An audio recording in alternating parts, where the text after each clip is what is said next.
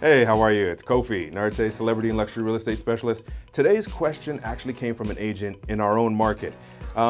He wanted to know, should he start a team? And so I figured, let me answer it a couple of ways, with 3 mistakes that I've made in team building and 3 things that I've gotten right. Number 1 is don't hire a team or create a team for the wrong reasons. You have to know why you want a team. Is it because you have too much business? Is it also like me, I wanted to help build other people? But number 1 is just figure out the reasons for the timing of building your team. Should you start with just an assistant? Should you have junior agents? Should you take on a partner? All things to consider.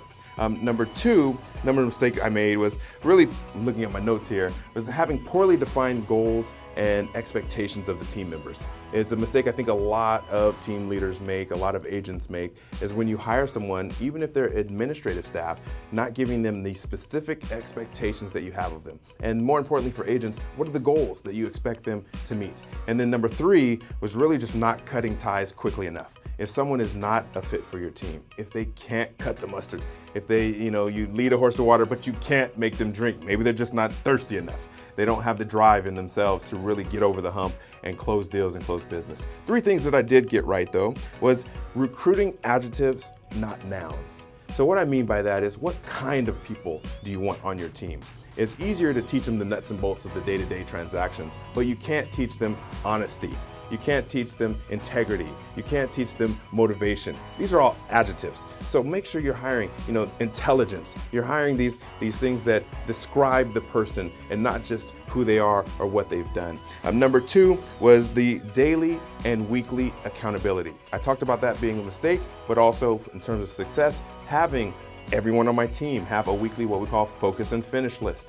Having goals that we have daily, weekly, and monthly, and then mapping out the road to get there.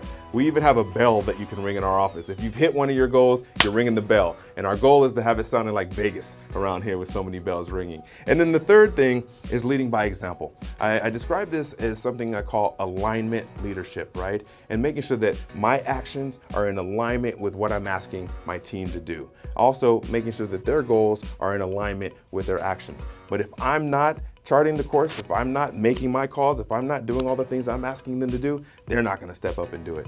But hopefully that helps you in determining whether or not you're going to do a team, and also the first couple of steps to consider as you launch in that direction. I'll talk to you soon.